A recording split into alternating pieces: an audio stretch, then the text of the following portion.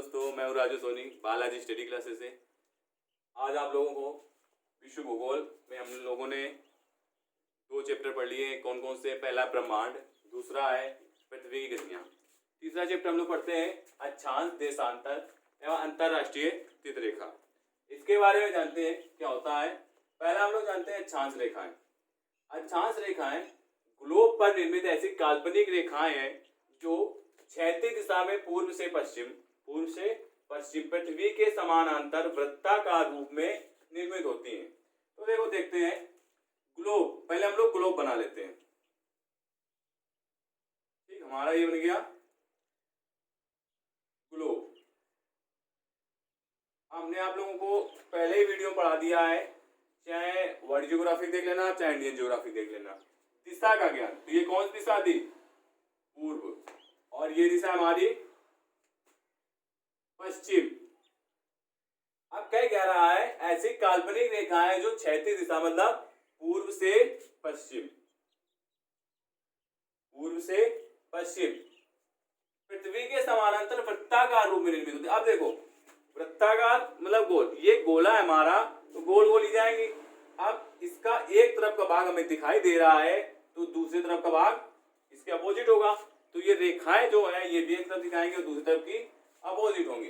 अब देखते हैं, अब ये विषुवत या भूमध्य रेखा पर निर्मित होती है। अब जो ये दो बराबर भागों में ये रेखा काटती है पृथ्वी को, इसको किस नाम से जानते हैं? तो हम लोग यहाँ पे पश्चिम लिख दे रहे हैं। इसको किस नाम से जानते हैं? भूमध्य रेखा या विषुवत रेखा। भूमध्य रेखा या विषुवत रेखा। अब इसके बाद अक्षांश रेखाएं जो होती हैं वो एक ही नहीं होती है। ठीक है, यहां से फिर अक्षांश रेखाएं कई सारी होती है, लेकिन हम लोग क्या करेंगे?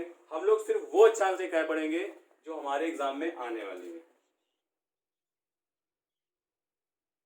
सॉरी, थोड़ा सा ये देखते हैं यहाँ पे।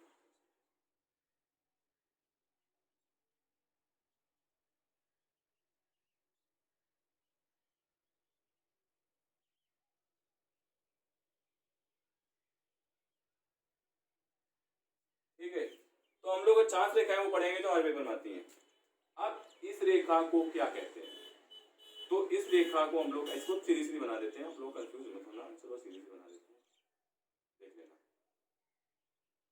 इनके नाम बता दे रहे हैं आपको। ये हमारी तीन रेखाएं जो होती हैं, ये इस ग्लोब पे मेन तीन रेखाएं ही होती हैं। ठीक है, तो आइए देखते हैं। हमने इस रेखा को जान लिया, इसको क्या कहते हैं? भूमध्य रेखा या विषुवत रेखा। दूसरी रेखा है जो ऊपर से, इसको क्या, ये कितने, आप क्वेश्चन ये है, ये जो रेखा है ये बीच वाली भूमध्य रेखा या विषुवत रेखा कितने डिग्री पर? तो ये कितने डिग्री पर है? 0 डिग्री पर। ठीक है, 0 डिग्री पर है। और दूसरी जो इसके ऊपर जाएंगे तो ये कितने डिग्री पर हो जाएगा? 23 1/2 डिग्री। आप किधर? नॉर्थ याद रखना। नीचे उसके एक आएंगे तो कितनी हो जाएगी? 23 1/2 डिग्री नॉर्थ। उसके नीचे वाली रेखा देखते हैं, ये कितनी होगी? 66 1/2 डिग्री। सॉरी, यहाँ पे नॉर्थ नहीं, साउथ होगा।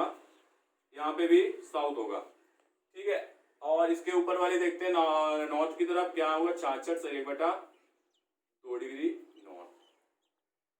अब देखो क्या होगा इसमें, जो ये नॉर्थ है इसका मतलब है उत्तर, और इसका मतलब है उत्तर दिशा। उत्तर दिशा से इसका तात्पर्य है, और इसका तात्पर्य हमारा दक्षिण दिशा से। ये हमारी है दक्षिण दिशा। मतलब कि हमने आपको पहले वीडियो में बताया था कि 0 डिग्री से अगर नीचे जाएंगे तो दक्षिण कहलाएगी, ऊपर जाएंगे उत्तर कहलाएंगे। अब इनके नाम भी हैं। ठीक है, तो इसे क्या कहते हैं? कर्क रेखा। ये जो रेखा है हमारी क्या कहलाती है? कर्क रेखा। दूसरी जो है, इस रेखा को यहाँ पे हम इसके ऊपर लिखे देते हैं, आप लोग यहाँ पे लिख देते हैं कर्क रेखा। ये वाली रेखा कौन सी है? मकर रेखा। ठीक है, कर्क रेखा और मकर रेखा। और इसे किस नाम से जानते हैं, ये हमने आपको बताया है, इसे कहते हैं हमारी भूमध्य रेखा। भूमध्य रेखा। अब देखो क्वेश्चन ये आ जाता है कि कर्क रेखा कितने डिग्री पर है, तो 23 डिग्री नॉर्थ उत्तर में स्थित है। ठीक है, अब यहाँ पे 23 की जगह 23.5 डिग्री नॉर्थ भी लिखा हो सकता है। ठीक है, यहाँ पे क्या लिखा होगा, 23.5 डिग्री 5 डिग्री साउथ, यहाँ पे 66.5 साउथ, इधर भी 66.5 डिग्री नॉर्थ। ठीक है, याद रखना 0.5 के यहाँ पे इसकी क्या, इसकी ये तो हमारा 0 डिग्री ही रहेगा। अब इसके ऊपर जाएंगे, इसके ऊपर जाने के बाद ये जो हमारा है इसे क्या कहेंगे, यहाँ पे चलो इसको हम यहाँ पे लिख दे रहे हैं, आप लोग देख लेना। ये हमारा है आर्कटिक वृत्त और ये हमारा है अंटार्कटिक वृत्त। अब क्वेश्चन ये है कि आर्कटिक वृत्त कितने डिग्री पर है, तो 66.1/2 डिग्री साउथ या दक्षिण, या 66.5 साउथ, ये हमारा यस है साउथ। अब आर्कटिक वृत्त है जो 66.1/2 डिग्री नॉर्थ पे है, मतलब उत्तर में है, या 66.5 डिग्री नॉर्थ मतलब उत्तर में स्थित है। इसके बाद आगे देखते हैं, ये हमारा वृत्त बन गया। आइए यहाँ पे दूसरा बना लेते हैं, इसको हमने थोड़ा छोटा बना लिया है सिर्फ समझने के लिए, इसमें भी वही रेखा हम लोग बना लेते हैं।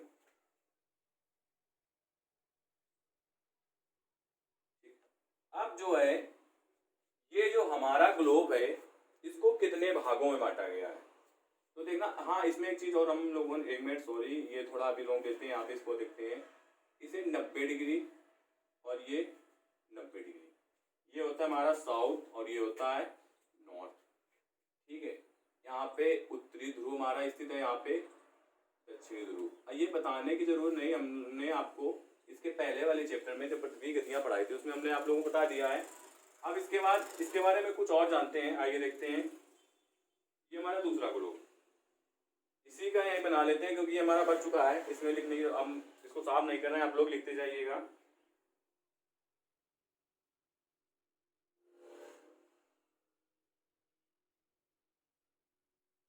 देखो, अब इस ग्लोब को 2 भागों में बराबर बांटा गया। कैसे बांटा गया है वो देख लीजिए। तो यहाँ पे हम लोग 2 छोटे छोटे बना लेते हैं, और कैसे बांटा गया ये आप लोगों को बता रहे हैं। अब देखो, पहले हम इसको बांट के दिखा रहे हैं। आपने अगर ज्योग्राफी पढ़ी होगी तो आपने ज्योग्राफी की बुक में ये चीजें देखी जरूर होगी। तो इसे कहते हैं पूर्व दिशा, इसे कहते हैं पश्चिम, इसे कहते हैं उत्तर दिशा, और इसे कहते हैं ठीक। और ये कहाँ से बढ़ती है, भूमध्य रेखा पे ये हमारी 2 दिशाएं बढ़ गई हैं। ठीक है, अब देखो देखते हैं इस पे, जो ये है इसे क्या कहते हैं, इसे कहते हैं हमें पूर्वी गोलार्ध। गोलार्ध मतलब गोले का आधा भाग, जो हमारा पूरा गोला है उसका आधा भाग क्या कहलाएगा, पूरी तरह पूर्वी गोलार्ध। और जो इधर का इसे क्या कहेंगे, पश्चिमी गोलार्ध। ठीक है, अब आइए इसे क्या कहेंगे, इसको इस तरह से अगर बांटेंगे तो उत्तर दक्षिण तो उत्तरी गोलार्ध, और नीचे दक्षिणी गोलार्ध। मतलब जो गोलार्ध होता है हमारा वो यहाँ से ऊपर की ओर उत्तरी है और यहाँ से नीचे की ओर दक्षिणी है। अगर हम इसको इस तरह से बांट दें बराबर भागों में, तो पूर्व दिशा को पूर्वी गोलार्ध और पश्चिम दिशा की ओर पश्चिमी गोलार्ध, 2 गोलार्धों में। अब क्वेश्चन ये है कि अगर हम लोग भूमध्य रेखा 0 डिग्री पे स्थित है, कोई भी व्यक्ति भूमध्य रेखा 0 डिग्री पर है, कोई कुछ भी है, तो क्या कहेंगे, अगर 0 डिग्री पर है तो इसमें क्या होता है, 0 डिग्री मतलब भूमध्य रेखा, भूमध्य रेखा या विषुवत रेखा। तो भूमध्य रेखा है, विषुवत रेखा पे है। अगर हम भूमध्य रेखा से उत्तर की ओर जाएंगे या भूमध्य रेखा से दक्षिण की ओर जाएंगे तो क्या होगा, क्वेश्चन ये है। तो क्या होगा, क्या होगा देखो, इसमें अगर उत्तर की ओर जाएंगे या दक्षिण की ओर जाएंगे, कहां से, भूमध्य रेखा से, तो क्या होगा, दिन और रात की अवधि मौसम के अनुसार क्या होती है, घटती और बढ़ती है। मतलब कि जिस तरह अगर भूमध्य रेखा पे 12 घंटे का दिन या 12 घंटे की रात है, तो अगर हम भूमध्य रेखा से ऊपर कर्क रेखा की तरफ जाएंगे, आर्कटिक वृत्त की तरफ और ऊपर चले जाएंगे, तो क्या होगा, इसमें ये होगा कि यहाँ पे जिस तरह का मौसम होगा उसी तरह की दिन और रात की अवधि होगी। अब अगर भूमध्य रेखा से हम लोग नीचे की तरफ जाएंगे, दक्षिण की तरफ या मकर रेखा या अंटार्कटिक वृत्त की तरफ, तो क्या होगा, तो भी यहाँ दिन और रात की अवधि मौसम के अनुरूप घटेगी और बढ़ेगी। तो अब देखते हैं भूमध्य रेखा। इसमें क्या होता है, जो भूमध्य रेखा है ये 0 डिग्री पर स्थित है। इसमें क्या है, सूर्य की जो किरणें होती हैं वो सीधे लंबवत पड़ती हैं। ये क्वेश्चन याद रखना, क्वेश्चन आता है कि सूर्य की किरणें सीधे लंबवत किस रेखा पे पड़ती हैं। तो ठीक है, ये किस रेखा पड़ती है, भूमध्य रेखा या विषुवत रेखा। अगर यहाँ पे 12 घंटे की दिन 12 घंटे का रात होगा तो मौसम एक समान रहेगा। अगर हम भूमध्य रेखा से ऊपर जाएंगे तो मौसम में क्या परिवर्तन आएगा, या भूमध्य रेखा से नीचे जाएंगे तो मौसम में क्या परिवर्तन। तो आइए देखते हैं, अगर हम लोग भूमध्य रेखा से ऊपर की ओर चढ़ते हैं तो क्या होगा। तो अगर यहाँ पे गर्मी है, भूमध्य रेखा पे गर्मी का मौसम है, तो ऊपर की ओर जाने पे सर्दी बढ़ती जाएगी। क्या होगा, सर्दी बढ़ती जाएगी। और अगर भूमध्य रेखा पे स्थित कोई व्यक्ति है और अगर ये दक्षिण की ओर जाएगा तब क्या होगा, तब भी क्या होगा, सर्दी बढ़ती जाएगी। मतलब कि जाड़े के मौसम, यहाँ पे जाड़े का मौसम मतलब सर्दी का मौसम आना चालू हो जाएगा, चाहे ऊपर की ओर जाए या नीचे की ओर, तो मौसम में परिवर्तन होने लगेगा। आइए आगे देखते हैं। हाँ, फिर से कर्क रेखा। अगर क्वेश्चन यहां से बनता है कि कर्क रेखा पर स्थित देश, और दूसरा क्वेश्चन बनेगा हमारा भूमध्य रेखा पर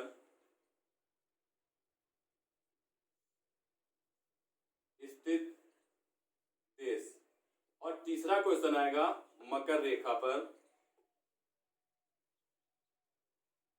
स्थित देश। तो यहाँ पे कर्क रेखा पर स्थित देशों की संख्या हमें बतानी है। तो कर्क रेखा पे स्थित देश कितने हैं, तो कर्क रेखा पे हमारे स्थित देश 18 देश हैं। याद रखना, क्वेश्चन आया हुआ है कि कर्क रेखा पर कुल कितने देश स्थित हैं, तो कर्क रेखा पर कुल 18 देश स्थित हैं। अब इसके बाद भूमध्य रेखा की बारी आती है। तो भूमध्य रेखा पे हमारे कितने देश स्थित हैं, भूमध्य रेखा कहेंगे, इसको विषुवत रेखा भी कहते हैं। तो इसमें हमारे 13 देश स्थित हैं, इस पे 13 देश स्थित हैं। अगला है मकर रेखा। मकर रेखा पे कितने देश स्थित हैं, तो ये हमारे 12 देश स्थित हैं। अब हम आपको अभी सारे देशों के नाम बताएंगे तो वीडियो ज्यादा बड़ा हो जाएगा, तो आप लोगों को अभी हम 2 मिनट रुक जाइए, 2 मिनट का हमें समय दीजिए, बस अभी लिख के बताते हैं, ठीक है, पूरे देशों के नाम। चलो आइए देखते हैं कर्क रेखा, विषुवत रेखा और मकर रेखा। तो कर्क रेखा पे स्थित देश हमने कितने बताए थे, हमारे देश थे 18, ठीक है। तो 18 देश, पहला हवाई द्वीप, ये कहाँ, यूएसओ में पड़ता है।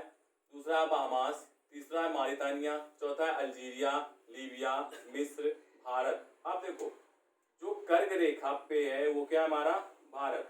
अगला है Myanmar, Oman, Mexico, Mali, Niger, Chad, Saudi Arab, संयुक्त राज्य अमीरात और बांग्लादेश, चीन और ताइवान। देखो जो भारत की हम लोग बात करते हैं तो हमने आपको इंडियन ज्योग्राफी में पढ़ाया है क्या कि जो भारत है वो कर्क रेखा भारत के बीचों बीच से होकर गुजरती है और भारत के 8 राज्यों से होकर गुजरती है।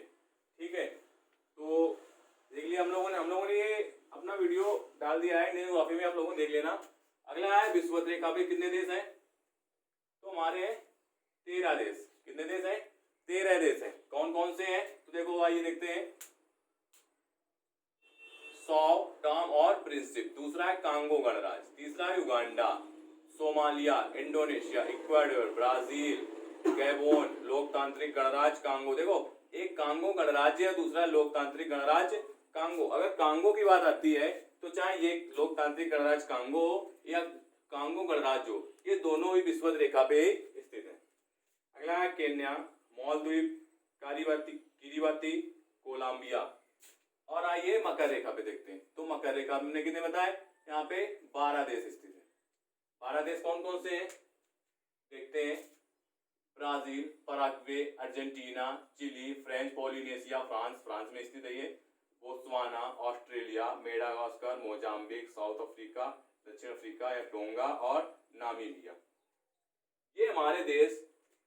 आप लोग इनको ध्यान से पढ़ना और एनटीपीसी और ग्रुप डी के लिए इंपॉर्टेंट क्वेश्चन है ये कि कर्क रेखा पर कितने देश स्थित हैं।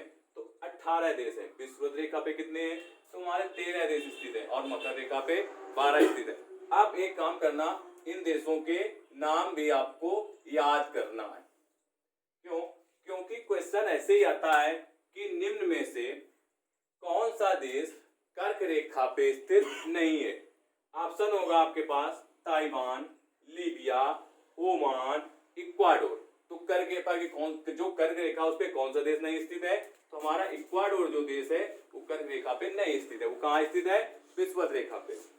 यह क्वेश्चन बनेगा कि मकर रेखा पे निम्न में से कौन सा देश स्थित है?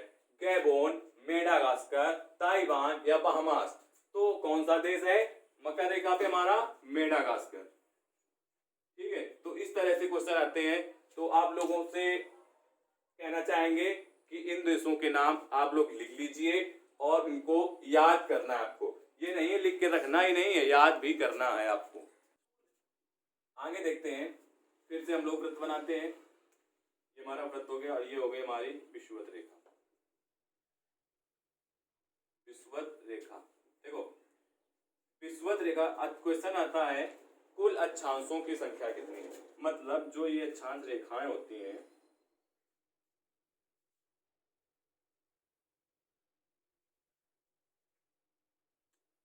इनकी संख्याएं कितनी होती है? तो होती है 90 और 90 इधर और एक ये 0 डिग्री।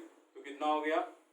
90 प्लस 90 पर आएगी 0 वाली स्थिति हो गई तो 1, तो कितनी हो गई? बराबर 181। मतलब अगर कुल अक्षांशों की संख्या आएगी तो हम लोग 181 लिखेंगे, लेकिन अगर अक्षांशीय वृत्तों की संख्या आएगी तो 179 लिखेंगे। क्यों?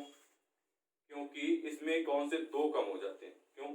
क्योंकि जो हमारे उत्तरी ध्रुव और दक्षिणी ध्रुव होते हैं, इस जैसे मान लो एक कोई भी गोला है, अगर इसमें हम कोई भी इस तरह से रेखाएं खींचते हैं ऐसे इस तरह से, तो यहाँ पे ऊपर जाते जाते शून्य हो जाती है।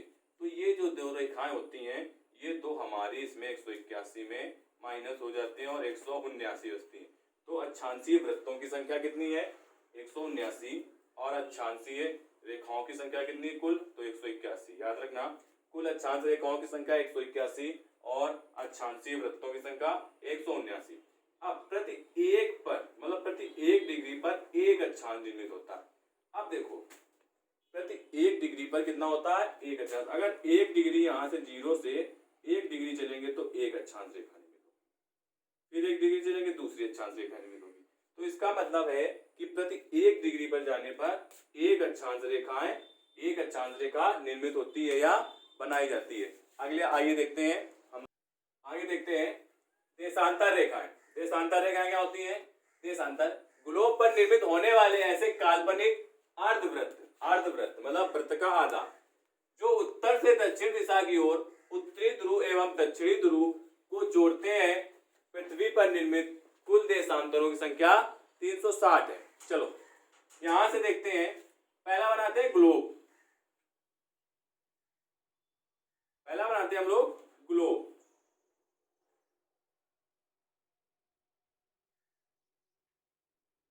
देखो अब ये कह रहा है ग्लोब पर निर्मित होने वाले ऐसे काल्पनिक अर्ध जो उत्तर से दक्षिण, यहां से क्वेश्चन चेंज हुआ उत्तर से, मतलब ये रेखा हमारी पूर्व थी दिशा और ये दिशा थी पश्चिम।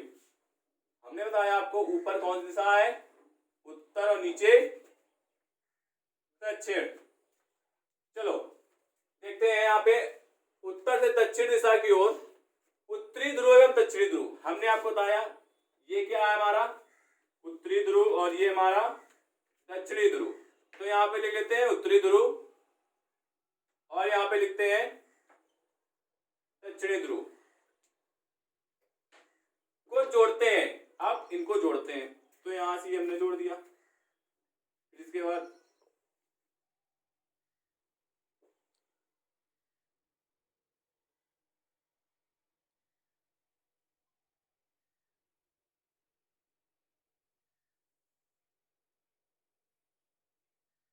इनको हमने इस तरह से ये रेखाएं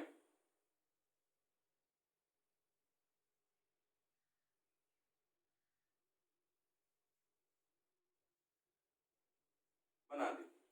अब देखते हैं हमारी चैप्टर कौन था, अक्षांश एवं देशांतर रेखा। तो चलो देखते हैं। अब यहाँ पे जो ये बीच वाली रेखा है ये 0 डिग्री देशांतर रेखा है, इसे कहेंगे 0 डिग्री देशांतर, और ये हमारी 90 डिग्री है और इधर भी 90 डिग्री देशांतर है। यहाँ पे आगे 15 डिग्री, सॉरी थोड़ा सा 1 मिनट, यहाँ पे 15 degree, 30 degree, 45 degree, 60 degree, 75 degree और 90 डिग्री। इधर भी बना लेते हैं 15, 30, 45, 60 और इधर यहाँ लिख लेते हैं 75। ठीक है। अब क्या कह रहा है, पृथ्वी पर इनकी निर्मित कुल संख्या 300 कितनी है, 60 है। तो 90 प्लस 90 180। अब हमें जो है ये पृथ्वी का एक तरफ का भाग दिख रहा है और पृथ्वी है क्या, गोल है, तो उस तरफ भी तो रेखाएं होंगी ना। तो 8 दूनी 16 मतलब 18, 80, ये कितने हो गए 90 प्लस 90 मतलब 180। अब उधर भी होगा तो 180 क्या करते हैं, 2 गुना कर देते हैं, तो कितना आ गया 360। यहां से मैं तो इतना हमारा जो लिखा है ये परिभाषा, इसके बारे में आप लोगों को समझ में आ गया होगा। अब देखते हैं ये जो 0 डिग्री देशांतर है, ये हम पहला क्वेश्चन ये देखते हैं कि जो देशांतर रेखाएं हैं इनका काम क्या होता है। चलो देखते हैं, जो देशांतर रेखाएं हैं ये हमारे किस काम में आती हैं। जैसे हमने बताया अक्षांश रेखाएं हमारे किस काम में आती हैं, दिन और रात के जो मौसम होता है उसमें दिन रात में परिवर्तन में काम आती है। इस तरह जो देशांतर रेखाएं होती हैं ये किस काम में आती हैं, तो ये क्या करते हैं, ये पृथ्वी पर समय की गणना करती है। किसकी गणना करती है, समय की गणना करती है। जो देशांतर रेखाएं होती हैं ये हर देश में स्थित होती हैं और ये रेखाएं हमें उस देश के समय का मतलब समय से अवगत कराती हैं कि उस देश का समय क्या हो रहा है। ये किस तरह से कराती हैं आइए वो देखते हैं। जो 0 डिग्री देशांतर है ये कहां पे स्थित है, क्वेश्चन ये इंपॉर्टेंट क्वेश्चन है, आप लोगों को याद करना है, याद भी रखना है। जो 0 डिग्री देशांतर है ये कहां पे स्थित है, ये हमारी ग्रीनविच में स्थित है। अब ग्रीनविच क्या है, ग्रीनविच एक इंग्लैंड देश की राजधानी लंदन है, वहीं पे एक जगह है ग्रीनविच। उस जगह से हमारी 0 डिग्री देशांतर रेखा निकली हुई है। ठीक है। अगर ग्रीनविच में दोपहर के 12 बजे हैं, ठीक है, दोपहर के 12 बजे हैं और हम लोग रहते कहाँ हैं? भारत में। तो हमें भारत का समय ज्ञात करना है, तो कैसे ज्ञात करेंगे? तो सबसे पहले ये देखेंगे जो भारत की स्थिति है वो किस देशांतर पे है। तो हम लोगों ने शायद पढ़ा भी होगा कि भारत की स्थिति, तो भारत की स्थिति देखते हैं कहाँ पे भारत का समय निकालना है। तो सबसे पहले ज्ञात करना होगा कि भारत की जो देशांतर रेखा है वो कहाँ से ली गई है। तो सबसे पहला क्वेश्चन ये है, भारत की देशांतर रेखा कहाँ से ली गई है? तो इलाहाबाद के पास एक नैनी जगह है, वहां पे एक जगह है मिर्जापुर, वहां से क्या ली गई हमारी भारत में जो समय गणना है वो इलाहाबाद के नैनी से मिर्जापुर से की जाती है। अब ये 0 डिग्री पे स्थित है कौन? ग्रीनविच, मतलब इंग्लैंड का स्थान। तो भारत कितने डिग्री पर? क्वेश्चन यहां से आता है। तो 82/1/2 डिग्री। अब देखो क्वेश्चन 82/1/2 डिग्री।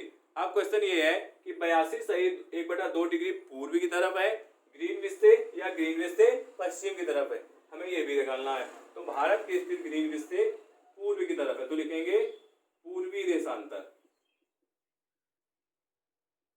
पूर्वी देशांतर कितना?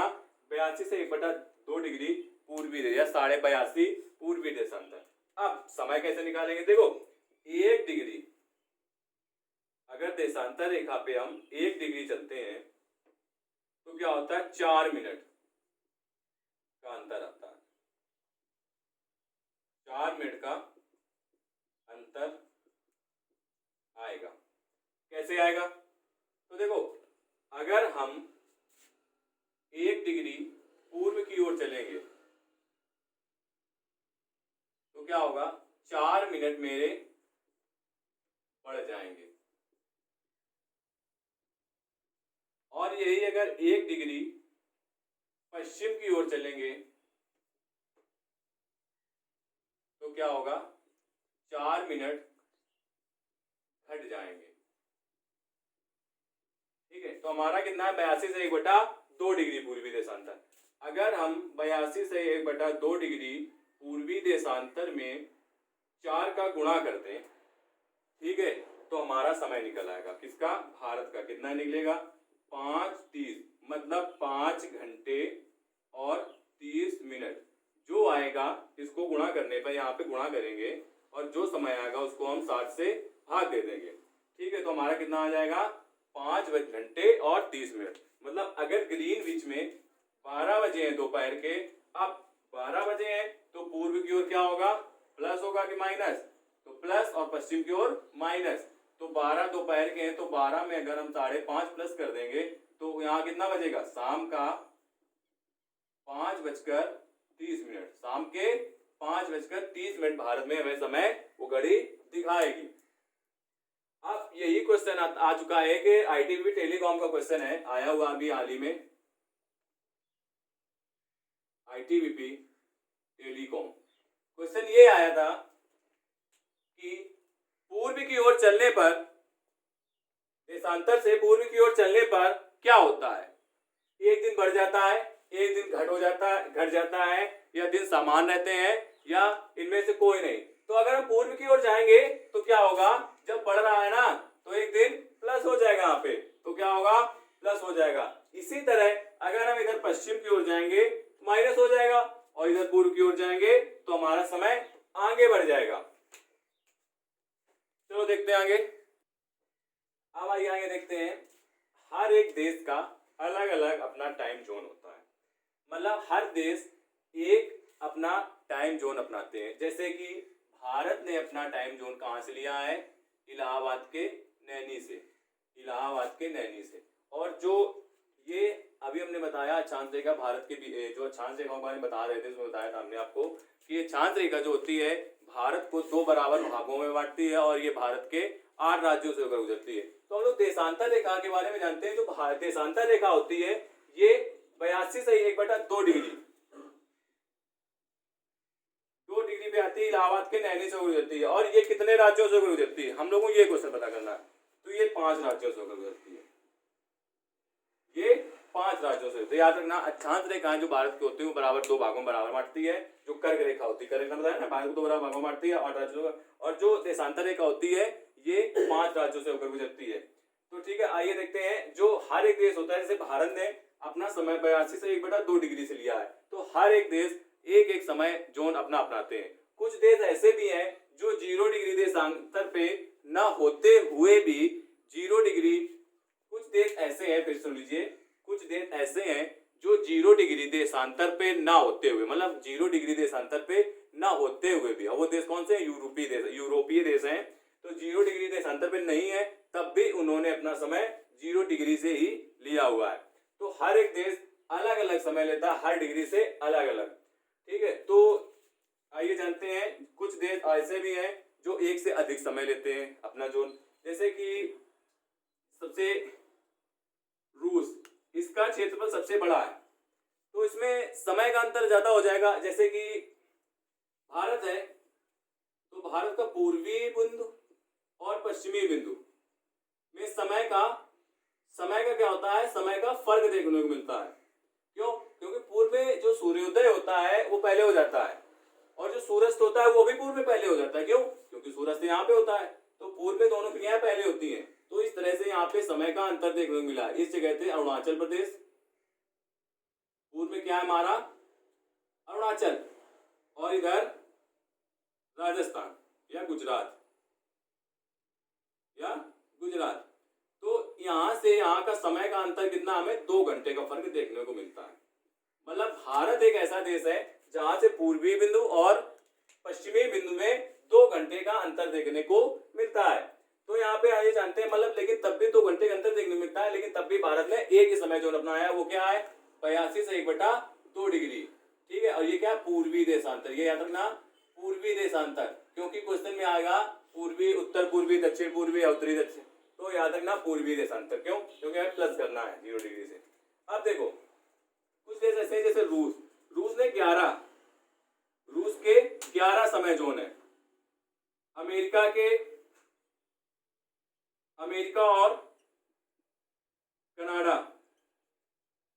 के 6 समय जोन है। इन्होंने समय जोनों की संख्या अधिक, क्यों? क्योंकि इनका क्षेत्रफल अधिक है, तो ये लोग एक समय नहीं ले सकते हैं। क्योंकि अगर रूस के पूर्वी बिंदु में अगर 2 बजे हैं, तो जैसे मान लो इधर पश्चिमी बिंदु में 2 बजे हैं, तो पूर्वी बिंदु में 6 बज जाएंगे, तो 3 घंटे समय अंतर हो जाएगा। तो इन्होंने अपने जो समय जोन है वो 11 भागों में विभाजित किए। तो आशा करते हैं आपको देशांतर रेखाएं, चांद्र रेखाएं अच्छे समझ में आया होगा। तो आज के लिए दोस्तों इतना ही, और आप लोगों से कहना चाहेंगे कि हमारा वीडियो प्लीज लाइक करें और सब्सक्राइब करें। बच्चों, आप लोगों के सब्सक्राइबर कम आ रहे हैं, हम देख रहे हैं कि सब्सक्राइबर बढ़ने का नाम नहीं ले रहे हैं, और शेयर ज़्यादा से ज़्यादा करें कि सभी को अच्छे वीडियो मिलते रहें, और बेल आइकन को जरूर दबाएं, जिससे कि हम अगला वीडियो डालें तो आपके पास तुरंत नोटिफिकेशन आ जाए। तो चलते हैं दोस्तों, आप लोगों को समझ में आया होगा।